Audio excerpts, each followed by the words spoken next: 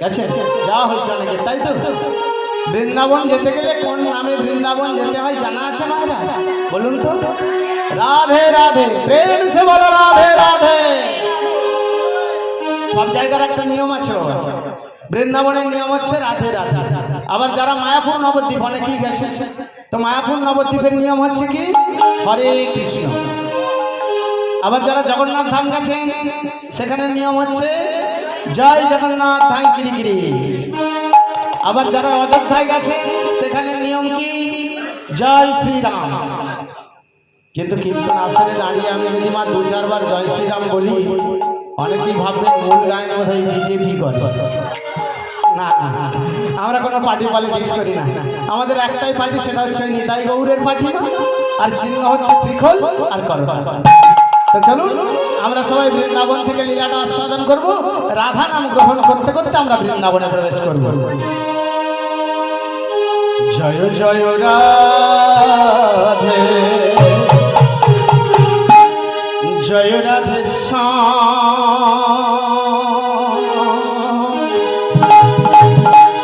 জয় জয় মধুর শ্রী বৃন্দাবন।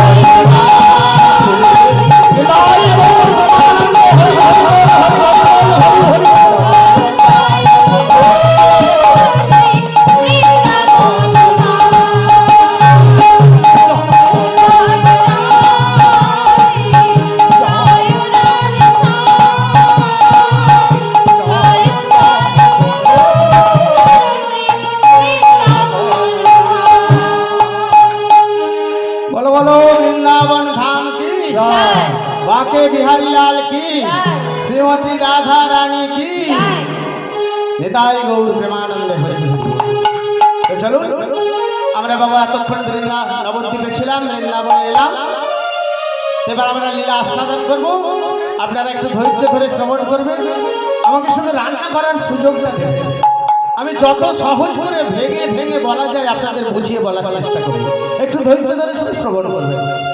বাবা আজ থেকে বহু বছর পূর্বের কথা, তখন দাপর যুগ শেষ হতে চলেছে। দাপর যুগ শেষ হতে চলেছে, কলিযুগ আগত। কলিযুগ আসতে আর কিছু বছর মাত্র বাকি আছে। তো সেই দাপর যুগের শেষেতে একজন ওই অযোধ্যা নগরীতে মা রাজা জন্মগ্রহণ করেছিলেন, যে রাজার নাম হচ্ছে মহারাজ রূপকাঙ্গদ। মায়েরা নামটা মনে রাখবেন, আমি মাঝে মাঝে জিজ্ঞাসা করবো কি নাম বললাম? রূপকাঙ্গদ, মহারাজ রূপকাঙ্গদ। মহারাজ রূপকাঙ্গদ একদিন কুলগুরু বশিষ্ঠের কাছে এসে জিজ্ঞাসা করলেন, গুরুদেব সামনে আগত কলিযুগ, কলিযুগে জীবের মুক্তির উপায় কি হবে? কুলগুরু বশিষ্ঠ বলল, বাবা কলিযুগে জীবের মুক্তির উপায় হচ্ছে একমাত্র হরিনাম সংকীর্তন। তখন মহারাজ রূপকাঙ্গদ কুলগুরু বশিষ্ঠকে বললেন, গুরুদেব আমি এই দাপর যুগেতে হরিনাম যজ্ঞ শুরু করতে চাই, আপনি বলুন হরিনাম করতে গেলে কি তার আয়োজন লাগে, কোন দিনে হরিনাম শুরু করতে হয়, কতদিন ধরে হরিনামটা চালাতে হয়?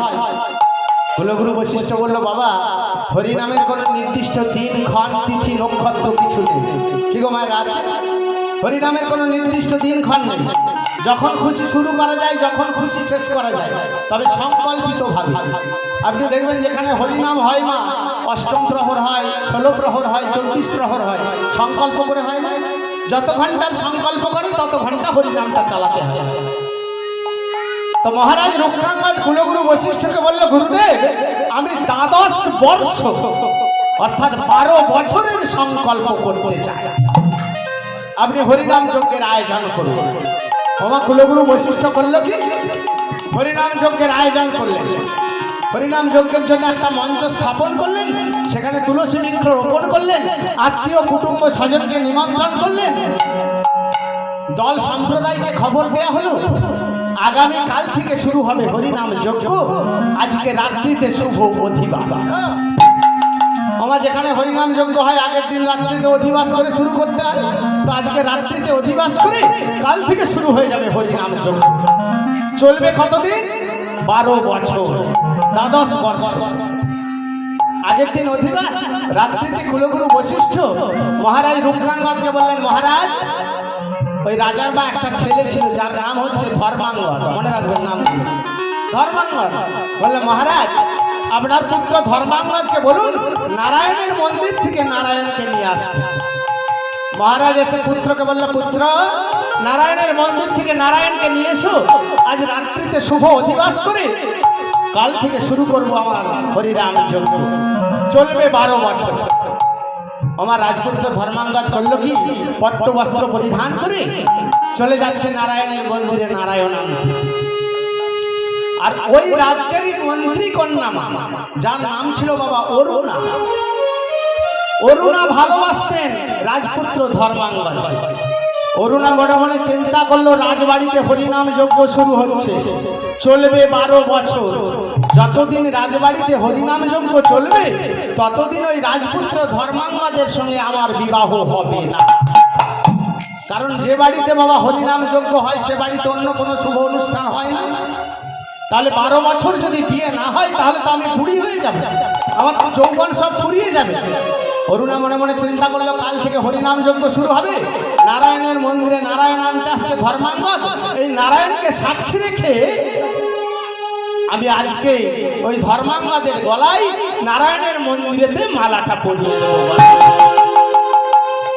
তাই মন্ত্রী কন্যা অরুণা করলো কি মা, নিজে কনের সাজে যে সাজে, নিজে কনের সাজে সেজে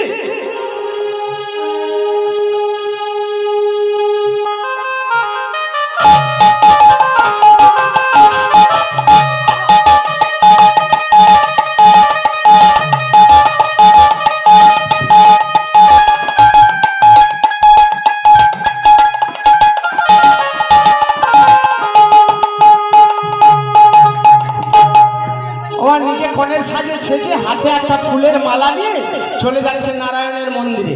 রাজপুত্র ধর্মাঙ্গদ আসছে মন্দিরেতে, যেমনই প্রবেশ করবে মনে মনে চিন্তা করছে তার গলায় মালাটা পরিয়ে দেবে। তাই কোণের সাজে সেজে যাচ্ছে অরুণা। ও গো কোণের সাজে সেজে অরুণা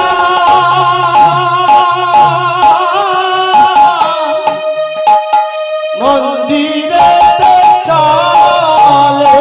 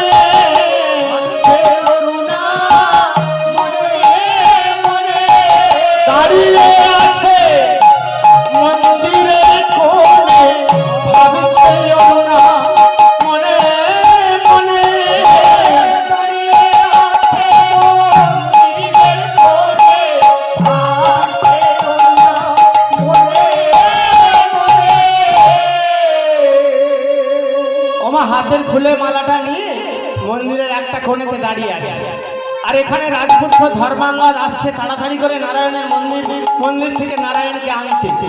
রাজপুত্র ধর্মাঙ্গদ এসে যেমনই মন্দিরের দরওয়াজা খুলেছে, খুলে যেমনই মন্দিরেতে প্রবেশ করেছে মা নারায়ণকে নেবে বলে, সঙ্গে সঙ্গে অরুণা ছিল পাশে দাঁড়িয়ে করলো কি, ওগো হাতে ছিল ফুলমালা পরাইয়া দিল, হাতে ছিল ফুলমালা পরাইয়া দিল, হাতে ছিল ফুলমালা পরাইয়া দিল, হাতে ছিল ফুলমালা পরাইয়া দিল, আরে শঙ্খধ্বনি উলুধ্বনি বাজিয়া উঠিল, শঙ্খধ্বনি উলুধ্বনি বাজিয়া উঠিল, আর প্রেমানন্দ ভক্তগণ হরি হরি বল করিল।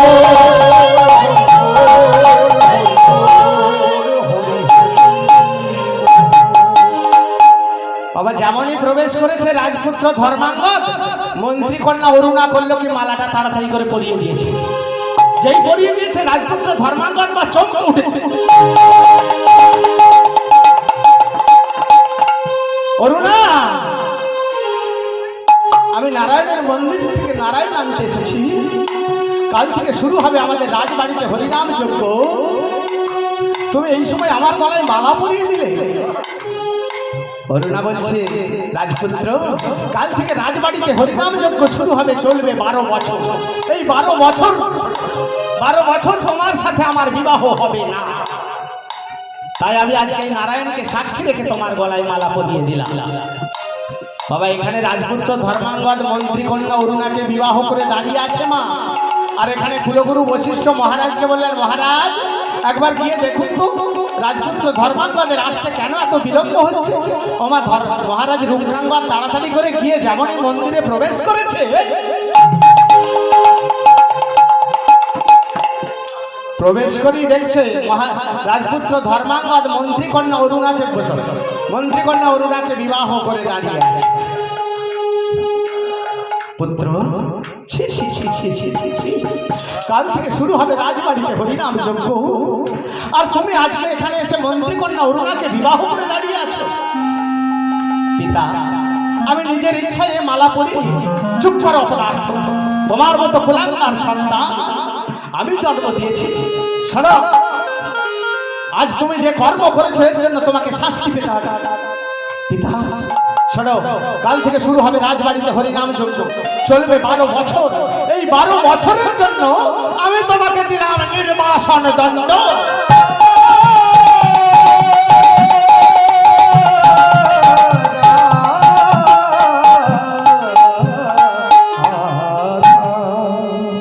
রাজপুত্র ধর্মাঙ্গদ চলে যাচ্ছে মা বনবাসে নির্বাসন। মন্ত্রী কন্যা অরুণা বলল, দাঁড়াও আমিও যাব।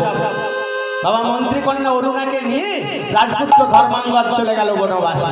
আর এখানে মহারাজ রূপকাঙ্গদ নারায়ণের মন্দির থেকে নারায়ণকে নিয়ে এসে রাত্রিতে শুভ অধিবাস করে শুরু করে দিলেন বাবা হরিনাম যজ্ঞ। পরের দিন সকাল নির্বিঘ্নে চলছে হরিনাম যজ্ঞ। আর এখানে স্বর্গের দেবতারা দেখতে পেলে দাপর যুগে হরিনাম যজ্ঞ শুরু করেছে মহারাজ রূপকাঙ্গদ। ওমায়রা স্বর্গের দেবতারা পড়ে গেল মহা চিন্তায়। ব্রহ্মলোকের সিংহাসনে ব্রহ্মা বসে বসে চিন্তা করছে, এই দাপর যুগে হরিনাম যজ্ঞ শুরু করেছে মহারাজ রূপকাঙ্গদ। যদি যজ্ঞটা পূর্ণ হয়ে যায় তাহলে যার নাম স্বয়ং নারায়ণ যাবে রাজাকে বর দিতে। রাজা যদি নারায়ণের কাছ থেকে আমার এই ব্রহ্মলোকটা চেয়ে বসে তাহলে আমি থাকবো কোথায়? বাবা কৈলাসে বসে বসে ভোলানাথ চিন্তা করছে, যদি নারায়ণের কাছে আমার এই কৈলাসটা চেয়ে বসে রাজা, তাহলে আমি যাব কোথায়? স্বর্গরাজ্যে বসে বসে ইন্দ্র চিন্তা করছে, যদি আমার স্বর্গরাজ্যটা চেয়ে বসে তাহলে আমি যাব কোথায়? বাবা সব গদি হারাবার ভয় মা, যেটা এখনো বাবা দেবতারা দেখিয়ে রেখেছিল বলে এখনো এই কলিযুগ পর্যন্ত চলছে সব গদির লড়াই, গদি হারানোর ভয়। তাই কেউ কিছু চিন্তা করতে না পেরে ব্রহ্মা চলেছে শিবের কাছে, শিব চলেছে ইন্দ্রের কাছে। তিনজনে যেতে যেতে মাঝ রাস্তায় দেখা ব্রহ্মা শিবকে দেখে বলছে, ভোলা না, আমি তো তোমার কাছেই যাচ্ছিলাম। মহাদেব বলছে, আরে আমিও তো আপনার কাছেই যাচ্ছিলাম। ইন্দ্র বলছে, আরে আমিও তো আপনাদের দুজনের কাছেই যাচ্ছিলাম। ব্রহ্মা বলছে, মহাদেব দেখতে পাচ্ছ এই দাপর যুগে হরিনাম যজ্ঞ শুরু করেছে মহারাজ রূপকাঙ্গদ। যদি হরিনাম যজ্ঞটা পূর্ণ হয়ে যায় নারায়ণের কাছে বর চাইতে যাবে। নারায়ণের কাছে বর চাইতে গিয়ে যদি আমার ব্রহ্মলোকটা চেয়ে বসে, ভোলানাথ বলছে রাখুন আপনার ব্রহ্মলোক। যদি আমার কৈলাসটা চেয়ে বসে আমি যাবো কোথায়? ইন্দ্র বলছে আরে রাখুন আপনাদের শিবলোক ব্রহ্মলোক। যদি আমার স্বর্গ রাজ্যটা চেয়ে বসে তাহলে সবাই থাকবেন কোথায়? চিন্তা করেছেন? বাবা তিনজনে লেগে গেল ঝগড়া। ব্রহ্মা বলছে দেখো ভাই, নিজেদের মধ্যে তর্ক বিতর্ক করে তো কোনো লাভ নেই, তার থেকে এসো তিনজনে মিলে যুক্তি করি কি করে ওই হরিনামের যজ্ঞটাকে পণ্ড করে দেওয়া যায়। তোমার ভোলানাথ তো আমার একটু নাম ভক্ত লোক, ত্রিলোকের সর্বশ্রেষ্ঠ বৈষ্ণব বাবা। ভোলানাথ বলছে দেখো আমার কৈলাস থাক আর যা, আমি কিন্তু ওই হরিনাম যজ্ঞ নষ্ট করতে পারবো না, আমি চললাম। ওমা ভোলানাথ চলে যাচ্ছে, ইন্দ্র বলছে আমার ওই একই কথা, আমিও পারবো না, আমিও চললাম। ওমা এরা দুজন চলে যাচ্ছে, ব্রহ্মা ডাকছে আরে দাঁড়াও ভাই, দাঁড়াও দাঁড়াও দাঁড়াও দাঁড়াও, চলে যাচ্ছে কেন? ঠিক আছে তোমাদের কিছু করতে হবে না, যা করার আমি করব, তোমরা দুজন শুধু আমার পাশে থাকবে। ওমা ব্রহ্মা কাকে স্মরণ করলো জানেন? কাকে ডাকলো জানেন? ব্রহ্মা ডাকছে শনি।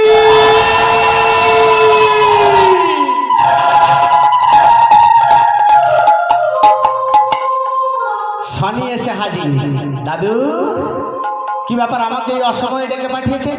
শনি দেখতে পাচ্ছ এই দাপর যুগে হরিনাম যজ্ঞ শুরু করেছে মহারাজ রূপকাঙ্গদ। তোমাকে ছলে বলে কৌশলে ওই হরিনাম যজ্ঞটা পণ্ড করে দিতে হবে। বাবা ব্রহ্মার কথা শুনে মা শনি একবারে হো হো করে হেসে উঠেছে। দাদু আর কাউকে লোক পেলেন না, শেষে আমাকে ডেকে পাঠালেন।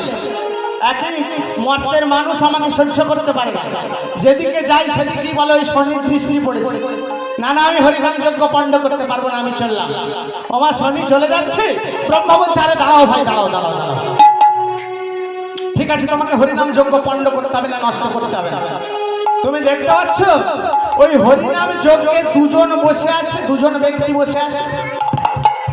একজন হচ্ছে মহারাজ রূপকাঙ্গদ মানে কৃতি, যিনি করাচ্ছেন, আর আরেকজন হচ্ছেন ব্রতী, যাকে দিয়ে করাচ্ছেন কুলগুরু বশিষ্ঠ। তুমি গিয়ে কায়দা করে ওই দুজনকে হরিনাম যজ্ঞ থেকে তুলে দাও। আর তুমি যদি ওই দুজনকে কায়দা করে হরিনাম যজ্ঞ থেকে তুলে দিতে পারো, তাহলে আমি এই হরিনাম যজ্ঞটাতে একবারে জল ঢেলে দেব।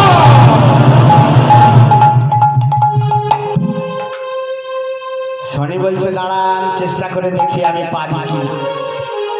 ওমা শনি করলো কি, বাইরে বেরিয়ে এসে মায়ার দ্বারাতে নিজে একটা জটা জুটো বৃদ্ধ ব্রাহ্মণের বেশ ধারণ করলে।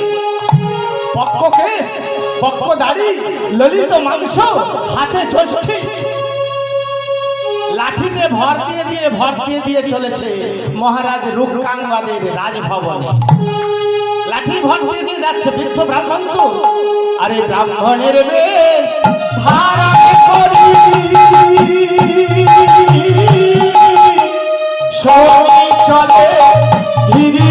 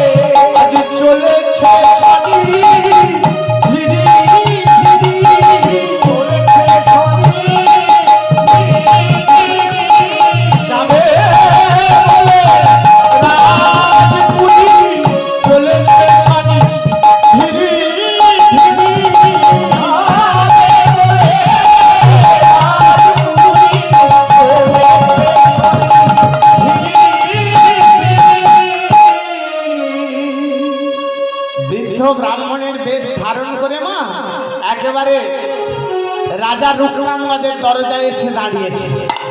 দাঁড়িয়ে দরজা থেকে ডাকছে, মহারাজ মহারাজ, আমি একজন বৃদ্ধ ব্রাহ্মণ, আজ 7 দিন কিছু খাইনি, আমাকে কিছু অন্ন দিয়ে যান, কিছু পানীয় জল দিয়ে যান।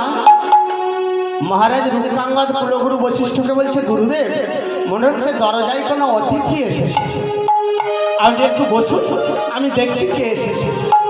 কুলগুরু বশিষ্ঠ বলছে, দাঁড়াও, আমি দেখছি কে এসেছে। ওমা, কুলগুরু বশিষ্ঠ যোগ বলে দেখে চিন্তা করছে, শনি এসে দাঁড়িয়ে আছে, ব্রাহ্মণের রূপ ধারণ করে এই হরিনাম যজ্ঞটাকে পণ্ড করে দিতে চায়। কুলগুরু বশিষ্ঠ মহারাজকে বলছে, মহারাজ আপনাকে যেতে হবে না, আপনার যাওয়ার দরকার নেই, আপনার তো অনেক রক্ষী প্রহরী দাসী বাঁধি সবাই রয়েছে, যে হোক না যে হোক ব্রাহ্মণকে কিছু সেবা দিয়ে দিই।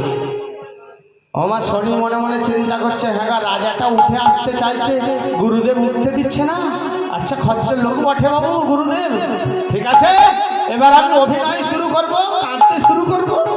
ওমা সেই দরজায় দাঁড়িয়ে কাঁদতে শুরু করলেন, মহারাজ মহারাজ, আজ আমি 7 দিন কিছু খাইনি, আপনি বাড়িতে হরিনাম যজ্ঞ করাচ্ছেন, একজন ব্রাহ্মণকে সেবা দিবেন না, কি ফল হবে হরিনাম যজ্ঞ করিয়ে?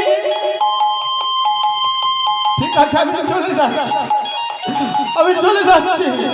একটা কথা মনে রাখবেন মহারাজ, গৃহস্থের দরজা থেকে অতিথি ফিরে গেলে গৃহস্থের অকল্যাণ। বাবা যেই না এইটুকু কথা বলেছে মা, মহারাজ রূপকাঙ্গদ আর স্থির থাকতে পারল না, সঙ্গে সঙ্গে করলো কি, ওই গুরু বাক্য লঙ্ঘন করে দিয়ে, গুরু আদেশ অমান্য করে চলে এলো ব্রাহ্মণের কাছে। ও গো গুরু বাক্য লঙ্ঘন করে চলিল আনিতে, গুরু বাক্য লঙ্ঘন করে চলিল আনিতে, এইবার মহারাজ পড়িল বিপদে।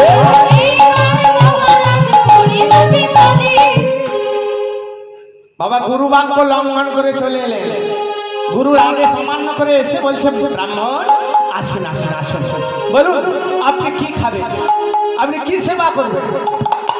বাবা রাজার দিকে বড় বড় চোখ করে চাইছে শনি, আর মনে মনে চিন্তা করছে, হ্যাঁ রাজার সাহস কম নয়, আমাকে জিজ্ঞাসা করছে আমি কি খাবো? মহারাজ আমি যা খাবো আপনি তাই খাওয়াবেন। ব্রাহ্মণ, আমার রাজবাড়িতে কোনো খাদ্য বস্তুর অভাব নেই, আপনি বলুন কি সেবা করবেন? বলে 3 সত্য করো, মহারাজ আপনি 3 সত্য করুন, আমি যা খেতে চাইবো আপনি তাই খাওয়াবেন খাওয়াবেন খাওয়াবেন। কুলগুরু বশিষ্ঠ ওখান থেকে চিৎকার করে বলছে, না মহারাজ আপনি 3 সত্য করবেন না, ওই ব্রাহ্মণ ছলনাময়। ব্রাহ্মণ 3 সত্য করতে হবে, বলুন না আপনি কি সেবা করবেন? আমার রাজবাড়িতে কোনো খাদ্যের অভাব নেই। ব্রাহ্মণ, মহারাজ আমি বুড়ো বামুন, কি আর এমন খাবো যার জন্য আপনি 3 সত্য করতে পারছেন? রাজা চিন্তা করছে, ঠিকই তো, হ্যাঁ বুড়ো বামুন কি আর খেতে চাইবে, হয়তো বলবে না দিয়ে লুচি ভেজে দাও, নাহলে বলবে নিরামিষ ভাত খাবো দাও, নাহলে বলবে চিড়ে গুড় এনে দাও ফলার করবো, তাছাড়া আর কি খেতে চাইবে? ব্রাহ্মণ আমি 3 সত্য করলাম, আপনি যা খেতে চাইবেন আমি তাই খাওয়াবো খাওয়াবো খাওয়াবো, বলুন আপনি কি খাবেন?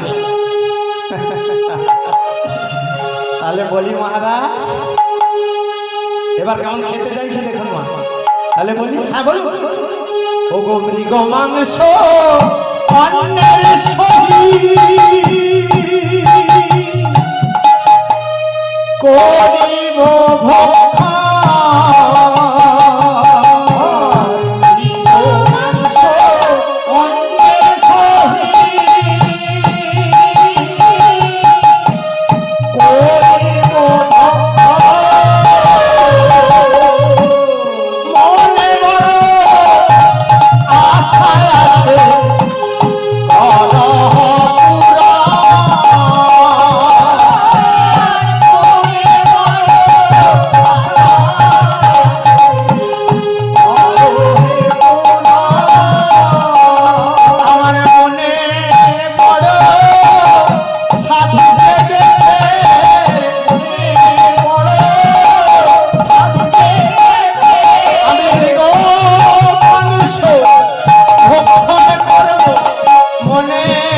বড় সাধ দেখেছে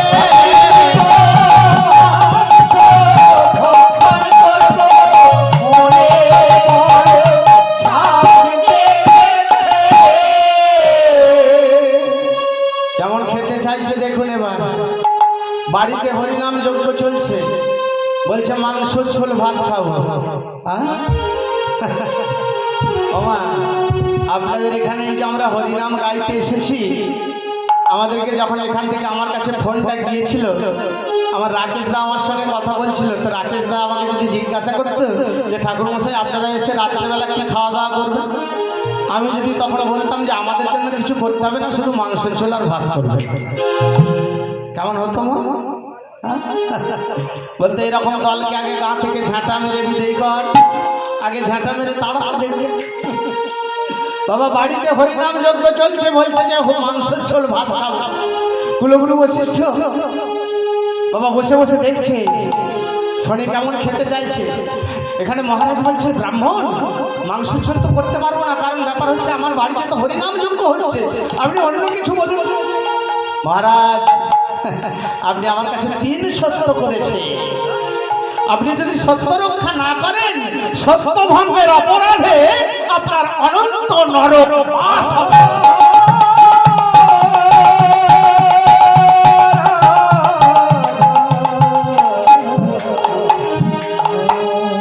মহারাজ বলছে গুরুদেব, কুলগুরু বশিষ্ঠ বলছে এবার গুরুদেব, বারবার তোমাকে নিষেধ করেছিলাম, তুমি আমার কথা শোনোনি, এবার তুমি বোঝো। মায়েরা গুরু বাক্য কেউ যদি লঙ্ঘন করে, বাবা গুরু বাক্য কেউ যদি অমান্য করে, গুরুকে কেউ যদি মান্য না করে, তার বিপদ কিন্তু পদে পদে, সর্বনাশ কিন্তু পদে পদে। তাই আপনাদের কাছে হাত জোড় করে বলে যায়, কেউ কোনোদিন যেন গুরু বাক্য লঙ্ঘন করবেন না, গুরু আদেশ কেউ অমান্য করবেন না। আর আমাদের বাবা সব থেকে এই যে ইহ জগতে মানব জীবনে সব থেকে বড় গুরুকে মা কে গো জানা আছে? হ্যাঁ বলে মায়ের পরে গুরু নাই এ তিন ভুবনে,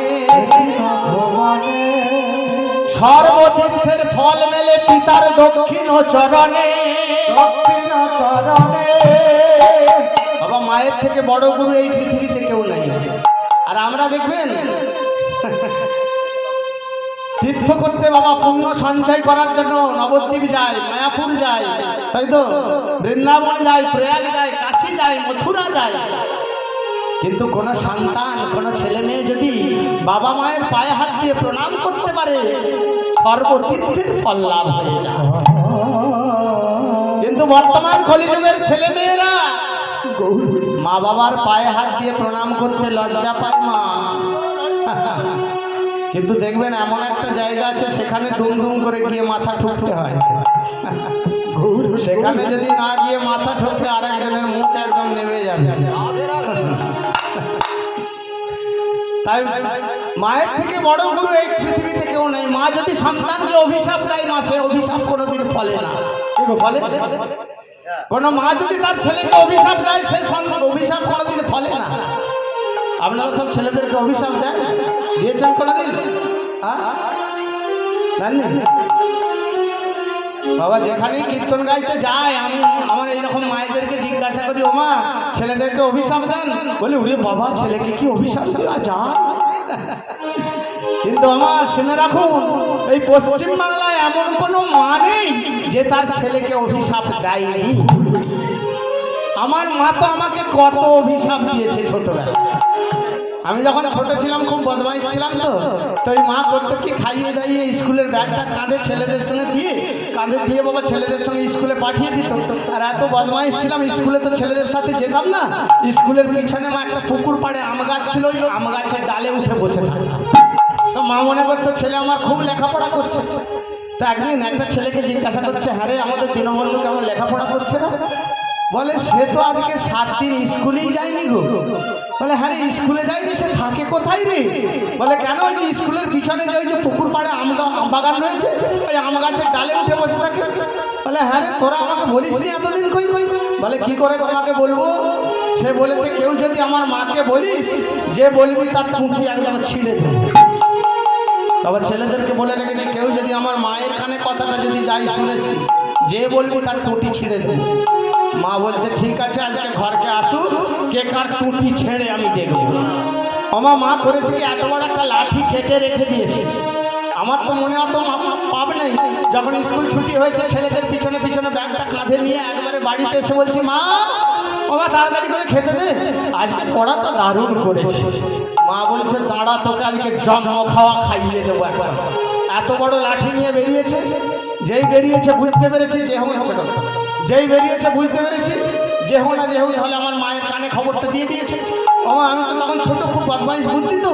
মা লাঠিটা নিয়ে যেই বেরিয়েছে, আমিও ছুটতে শুরু করেছি। আমিও ছুটছি, মাও আমার পিছনে পিছনে ছুটছে লাঠি। আমিও ছুটছি, মাও পিছনে পিছনে ছুটছে।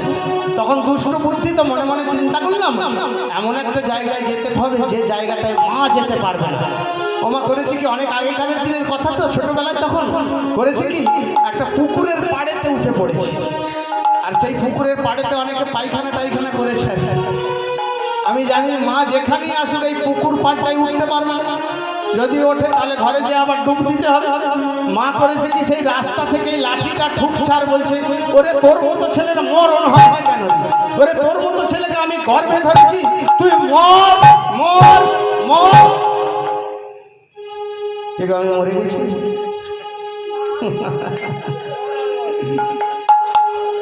আমি তো দিব্যি চচ্চর চচ্চর করে বড় হয়ে গেলাম। আপনারা বলেন না, ছেলে যদি খুব দুষ্টুমি করে, দেখবেন অনেক মা বলে না, তোর মতো ছেলে আমি গর্ভে ধরেছি।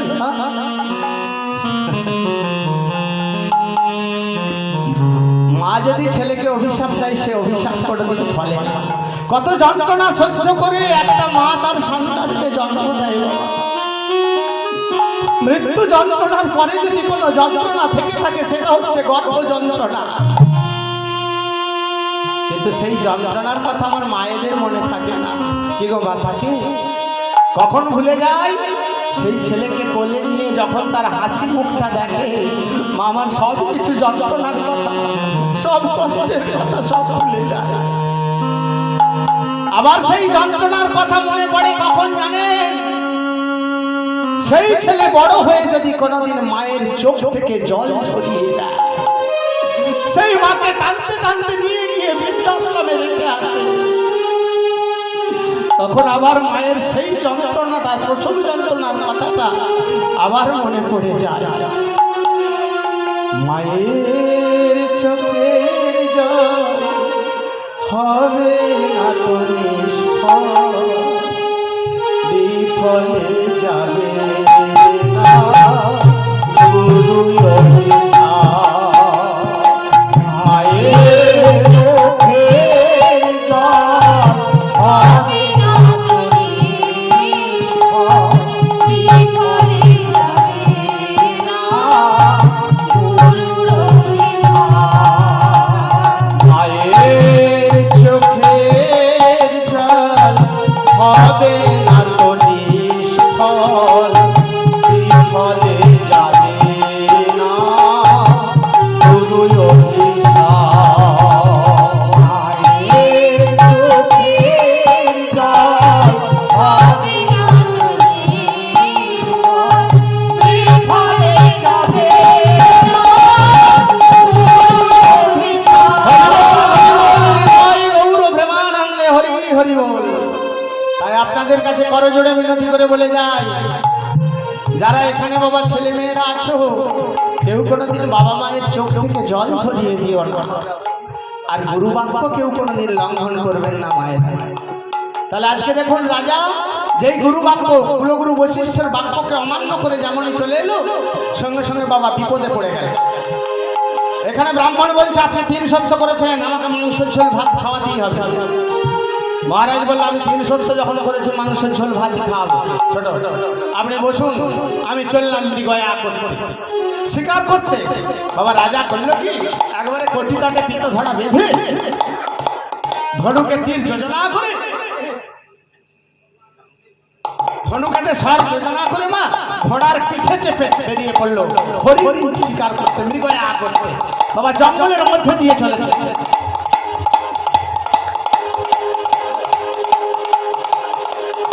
আর এখানে স্বর্গের দেবতারা দেখতে পেল শনি কায়দা করে রাজাকে তুলে দিয়েছে, রাজাকে হরিনাম যজ্ঞ থেকে তুলে দিয়েছে। এবার যদি ওই গুরুদেবকে যদি তুলতে পারে তাহলে হরিনাম যজ্ঞটাই জল ফেলে দেবে। তাই করলো কি, মনে মনে চিন্তা করলো গুরুদেবকে তুলতে হলে রাজাকে আটকে রাখতে হবে কোণেতে, তাহলে গুরুদেব আনতে যাবে ফিরিয়ে। তাই করলো কি, ওই স্বর্গের দেবতারা মা মায়া মৃগ মৃগী সৃষ্টি করে রাজার সামনেতে জঙ্গলের মধ্যে ছেড়ে দিলেন। দেখতে পাচ্ছে মায়া মৃগ ঘুরছে, মৃগী ঘুরছে, হরিণ ঘুরছে। আর এখানে শিকার করতে করতে বাবা একেবারে ধনুকে সর যোজনা করে দেখতে পাচ্ছে হরিণটা চড়ে বেড়াচ্ছে, বধ করতে যাবে, সঙ্গে সঙ্গে অদৃশ্য হয়ে যাচ্ছে। স্বর্গের দেবতারা মায়াকে বলল, মায়া তুমি একটি সুন্দরী নারীর রূপ ধারণ করে এই জঙ্গলের মধ্যে একটা মায়াপুরী সৃষ্টি করে সেখানে বসে থাকো, রাজা যেমনই তোমার কাছে যাবে ক্লান্ত হয়ে তুমি ওই রাজাকে জঙ্গলের মধ্যে আটকে দেবে। আর এখানে রাজা শিকার করতে করতে দেখতে পাচ্ছে মা হরিণ চড়ে বেড়াচ্ছে, বধ করতে যাচ্ছে, আবার অদৃশ্য হয়ে যাচ্ছে, আবার দেখছে বধ করতে যাচ্ছে, আবার অদৃশ্য হয়ে যাচ্ছে। এইভাবে ঘুরতে ঘুরতে ঘুরতে ঘুরতে হরিণের পিছনে ছুটতে ছুটতে ক্লান্ত পরিশ্রান্ত হয়ে গেল। ক্ষুধায় তৃষ্ণায় উদর জ্বলে যেতে লাগলো, পিপাসায় গলা শুকিয়ে যেতে লাগলো। কোথায় একটু জল পায়, কোথায় একটু অন্ন পায়। জঙ্গলের মধ্যে 7 দিন খাওয়া নেই। চিন্তা করছে কোথায় গেলে প্রাণ বাঁচবে, কোথায় জল পাবো। ঘুরতে ঘুরতে ঘুরতে ঘুরতে সেই মায়াপুরীর দরজায় গিয়ে হাজির হলেন। মায়াপুরীর দরজায় গিয়ে ডাকছে, গৃহে দেখে আছে, দরজা খুলুন, আমি একজন অতিথি, আজ আমি 7 দিন কিছু খাইনি, আমাকে একটু অন্ন দিয়ে যান, একটু পানীয় জল দিয়ে যান। সঙ্গে সঙ্গে মায়া বেরিয়ে এসে করলো কি, দরজা খুলে দেখতে পাচ্ছে রাজা রূপকাঙ্গা দাঁড়িয়ে আছে। মায়া অপরূপ সুন্দরী নারীর রূপ ধারণ করে বললেন, আসুন মহারাজ। বাবা মহারাজকে যেমনই স্পর্শ করেছে মায়া, ও গো মায়া নারী পরশনে সবে ভুলে গেল, মায়া নারী পরশনে সবে ভুলে গেল, মায়া নারী পরশনে সবে ভুলে গেল, মায়া নারী পরশনে সবে ভুলে গেল। আরে কে মায়া আমি কি মায়া আমি মনে না রহিল, কি মায়া আমি কি মায়া আমি মনে না রহিল, আরে কে মায়া আমি কি মায়া আমি মনে না রহিল, কি মায়া আমি কি মায়া আমি মনে না রহিল। বাবা ওই মায়া যেমনই রাজাকে স্পর্শ করলো সঙ্গে সঙ্গে মহারাজ পূর্বের কথা সব ভুলে গেল। কে ছিলাম আমি, কোথায় ছিলাম, বাবা রাজ্যের কথা, রানীর কথা, পুত্রের কথা সব কিছু ভুলে গেল। রাজা একা ভুলে গেছে, আমরা ভুলিনি মা, কি গো? আমরাও তো ভুলে গেছি। যখন বিবাহের সময় গেলাম, মাথায় টোপরটা পরে গিয়ে যেমন এই শুভ দৃষ্টির সময় চোখে চোখটা পড়ে গেল, দেখে কেমন যেন হয়ে গেল। তারপর ব্রাহ্মণ ঠাকুর যখন নিয়ে এসে বাবা বিবাহ মঞ্চে নিয়ে এসে হাতের উপরে হাতটা রেখে বললে, বলো আজ থেকে আমি তোমার, তুমি আমার, তুমি আমার, আমি তোমার। সেদিন থেকে সব ভুলে গেলাম, কে মা, কে বাবা, কে ভাই, কে বোন। রাজা একা ভুলেনি, আমরাও ভুলেছি। রাজা বন্দী হয়ে বাবা আটক হয়ে রয়ে গেল ওই জঙ্গলে। আর এখানেতে ওই অযোধ্যা নগরীর পাদদেশে বাবা একটা নারায়ণপুর বলে গ্রাম ছিল মা। ওই নারায়ণপুর গ্রামেতে জন্ম নিয়েছিলেন ভক্ত মাধব, দস্যু মাধব, ডাকাত মাধব। মাধব কিন্তু প্রথমে ডাকাত ছিল না, মাধব ছিল একটা ব্রাহ্মণের ছেলে। বাবা ব্রাহ্মণের ছেলে কেমন করে ডাকাত হল? দেখতে ফর্সা, লম্বা চওড়া, মাথা ভর্তি চুল। ওই মাধব যখন মা মাতৃগর্ভে, কি হয়েছিল জানেন? যখন ওই মাধব মাতৃগর্ভে ছিল তখন একদিন হঠাৎ করে কোনো এক কারণে মাধবের বাবা মারা গেল। মাধবের বাবা মারা গেল। মাধবের মা মাধবকে গর্ভে ধারণ করে উদরে হাত বোলাতে বোলাতে নারায়ণের কাছে গিয়ে নারায়ণের চরণ তলে কাঁদতে কাঁদতে বলছে, ঠাকুর হে দয়াময়, তুমি আমার গর্ভে কোন কুলাঙ্গার সন্তানের জন্ম দিয়েছ, যে জন্মের আগে তার বাবাকে হারিয়ে ফেলল। সন্তান গর্ভে আসার পর আমার স্বামী বিয়োগ হয়ে গেল, আমি বিধবা হয়ে গেলাম। হে ঠাকুর, প্রভু, আমিও তোমার চরণ ছুঁয়ে প্রতিজ্ঞা করছি, শোনো, এই সন্তানকে ভূমিষ্ঠ করার পর, এই সন্তানকে জন্ম দেওয়ার পর, এই সন্তানকে পৃথিবীতে আনার পর, ওই সন্তানের একটি বারের জন্য আমি ওর মুখ দর্শন করব না।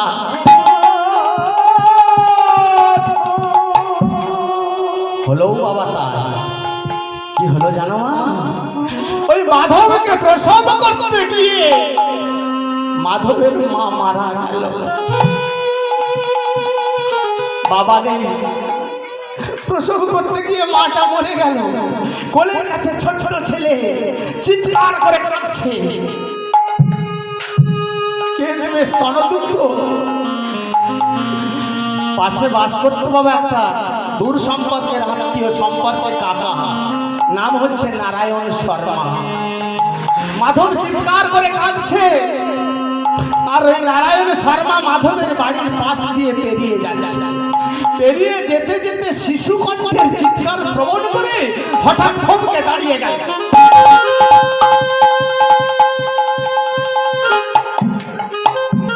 কে কাঁদছে? তো শিশু কণ্ঠের চিৎকার। তাহলে কি আমার বৌঠান তো সন্তান সম্ভব ছিল, গর্ভবতী ছিল, বৌঠানকে সন্তান প্রসব করেছে? একবার গিয়ে দেখি তো।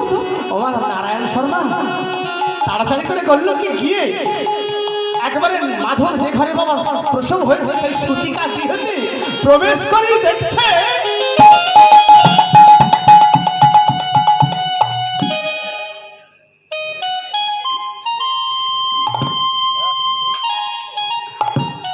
মাধবকে প্রসব করতে গিয়ে মাধবের মাথা মরে গেছে। মাধবের মায়ের কোলের কাছে ছোট্ট শিশুটা চিৎকার করে কাঁদছে। মনে মনে চিন্তা করছে, ছেলেটার বাবা নেই, মাটাও জন্ম দিতে গিয়ে মরে গেল, এই ছেলেটা থাকবে কোথায়?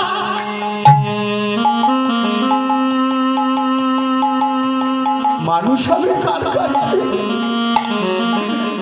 কে মানুষ করবে কে? মনে মনে চিন্তা করছে, আমার তো কোনো ছেলে মেয়ে নেই,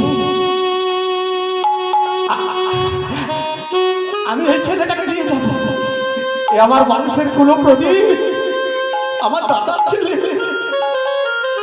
আমি নিয়ে গিয়ে আমার নিজের সন্তানের মতো করে মানুষ করবো।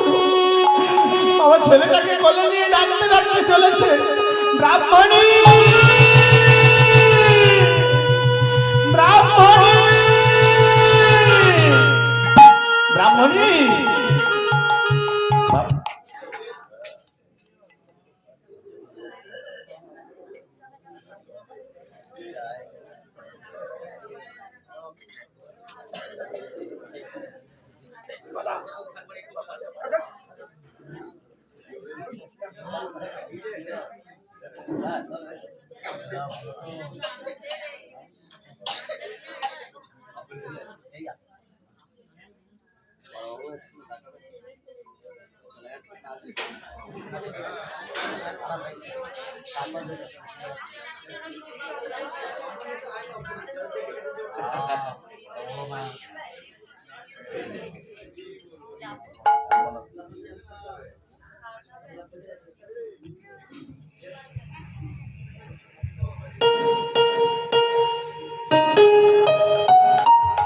जय जय जय जय जय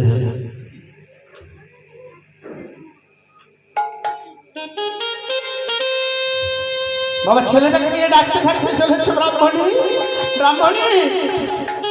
বাবা যেমনই গিয়ে দরজায় দাঁড়িয়েছে মা, ব্রাহ্মণী তাড়াতাড়ি করে দরজা খুলেই দেখছে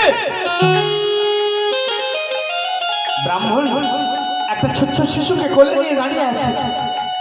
ব্রাহ্মণী বলছে, হ্যাঁ গো, কাদের ছেলে? কাকে চুরি কর, কার ছেলে চুরি করেছো? ব্রাহ্মণ বলছে চুরি নাই গো, চুরি নাই, এ আমার দাদার ছেলে, আমার বংশের কুলো প্রদীপ। জানো আমার দাদা তো কবে মরে গেছে, এই ছেলেটাকে জন্ম দিতে গিয়ে ছেলেটার মাটাও মরে গেল, এখন থাকবে কোথায়? তাই দেখো আমাদের তো কোনো ছেলে মেয়ে নেই, তাই একে আমরা নিয়ে এসেছি আমাদের নিজেদের ছেলের মতো করে মানুষ করব। বড় হলে এ আমাদের দেখাশোনা করবে, আমরা যখন বৃদ্ধ হয়ে যাব আমাদের ভাত নেবে, আমাদের মৃত্যুর পর এই ছেলেটা আমাদের মুখাগ্নি করবে। বাবা সেই দিন থেকে ছেলেটা রয়ে গেল ওই কাকা কাকিমার কাছে। দেখতে দেখতে ছেলে বড় হচ্ছে। ব্রাহ্মণী বললে হ্যাঁ গো, ছেলেটার কিছু নাম তো রাখতে হবে, কি নাম রাখা যায়? ব্রাহ্মণ বলছে ব্রাহ্মণী এই ছেলেটার আমরা ভগবানের নামে নাম রাখবো, ভগবান কৃষ্ণের অপর নাম মাধব, এই ছেলেটার আজ থেকে নাম রাখলাম মাধব।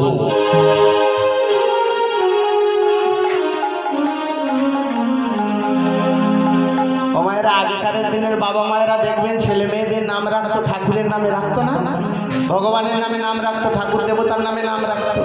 যেমন আমার দাদু নাম রেখে গিয়েছিল আমার দীনবন্ধু, কার নাম? ভগবানের নাম। আপনাদের গ্রামেও দেখবেন এরকম নাম আছে, শিবু, কার্তিক, গণেশ, নারায়ণ। কেন রাখতো মা? আগেকার দিনের মা বাবারা চিন্তা করতো সারা দিনেও যদি একবারও ভগবানের নাম না উচ্চারণ করতে পারি তাহলে ওই ছেলেটার নাম ধরে যখন ডাকবো তখন একবার করে ভগবানের নামটা মুখ দিয়ে উচ্চারণ হবে। কিন্তু এই বর্তমান কলিযুগে ওমায়েরা আপনাদের বৌমাদেরকে যদি বলেন আরে শুনছিস তোর ছেলের তোর বেটার নাম রাখবো মাধব, কি গো রাখতে দেবে মা? এখন ওই টিভি সিরিয়াল দেখে আর একটা একটা করে নাম দিয়ে দেয়। আপনাদের কথা বলবো না, আমার বাড়ির কথাই বলছি। আমাদের বাড়িতে একটা ছেলে আছে মা, আমার ভাইয়ের ছেলে, ভাই ভাই ভাই তো ছেলেটা যখন হলো আরামবাগ নার্সিং হোমে আমরা সবাই দেখতে গেলাম, দেখতে গিয়ে বলছি ছেলেটার নাম রাখবো রামকৃষ্ণ। কেন না সারা বছর ধরুন বাড়িতে থাকি না, হেতা হতা করে হরিনাম করে বেড়াই, তো যখন বাড়িতে আসবো ওই ছেলেটার নাম ধরে ডাকবো এই রামকৃষ্ণ খেয়ে নে, এই রামকৃষ্ণ পড়তে বস, এই রামকৃষ্ণ বদমাইশ করিস না, তাহলে কি হবে? একবার ভগবানের নাম উচ্চারণ হবে। তো আমার বৌমা বললো না দাদা ওই নামটা হবে না, আপনি রাখছেন রাখুন, আধার কার্ডে ভোটার কার্ডে আলাদা নাম হবে। বৌমা আমার একটা খুব ভালো আপডেট নাম দিয়েছে মা, ছোট্ট নাম। কি নাম জানেন? পাপাই। মাঝে মাঝে ডাকে পাপাই, পাপাই বদমাইশ করিস না, পাপাই পড়তে বস। আমি বৌমাকে বললাম যে একটু বড় করে লম্বা করে বিছিয়ে ডাকো তো। বৌমা বলে কেন দাদা? আমি ডাকো। বৌমা ডাকছে পাপাই, পাপাই। পাপ আর বাড়ির বাইরে থাকিস না, এবার বাড়ির ভেতরে আয়, এবার নিয়ে চলো ভেলোর, ব্যাঙ্গালোর, চেন্নাই। নামকরণটা যাতা জিনিস নয় মা, আগেকারের দিনের মানুষ জ্যোতিষী দেখে কুষ্ঠি গণনা করে তবে নাম রাখতেন। তো ছেলেটার নাম রাখলো বাবা মাধব। দেখতে দেখতে বড় হচ্ছে। একটা জিনিস খেয়াল রাখবেন মায়েরা, মা বাপ মরা ছেলে যদি ভালো হয়, যদি গুণের হয় তোমার খুব গুণের হবে, আর যদি বদমাইশ হয় পাড়াতে ওই রকম আর দুটি খুঁজে পাবেন না। মাধব কেমন হলো জানেন? পাঠশালায় ভর্তি করে দিল, যখন 5 বছর বয়স হলো মা হাতে খড়ি দিয়ে দিল। আমাদের ব্রাহ্মণ বৈষ্ণবদের একটা রীতিনীতি আছে, 5 বছরে খড়ি আর 9 বছরে দড়ি। 5 বছর বয়স হলে হাতে খড়ি দেওয়া হয়, আর 9 বছর বয়স হলে মা উপনয়ন, মানে এই যে আমার বাবা দিয়েছিল 9 বছর বয়স। তো যখন 5 বছর বয়স হলো মাধবকে পাঠশালায় ভর্তি করে দিয়ে এলো। তো কেমন হলো জানেন? পাঠশালায় পড়তে গিয়ে ছেলেদের সঙ্গে মারামারি, লাঠালাঠি, ফাটাফাটি, একবারে বই ছেঁড়া ছেড়ে, বই খাতা সব পুকুরের জলে ভাসিয়ে দিয়ে বাড়িতে চলে এলো। বাবা যখন 9 বছর বয়স হলো উপনয়ন দিয়ে দিল। একদিন করলো কি, পাড়ার ছেলেদের সাথে খেলতে খেলতে বইটাকে খুলে ফেলে দিল। মাধবের কাকা বাড়িতে আসতে বলছে, হ্যাঁ রে মাধব, ভাই তোর বইটা কোথায়? বলে কাকা ওটা আমি খুলে ফেলে দিয়েছি। খুলে ফেলে দিয়েছিস কি রে? ব্রাহ্মণের ছেলে 2 দিন বাদে যজমান বাড়িতে কাজকর্ম করে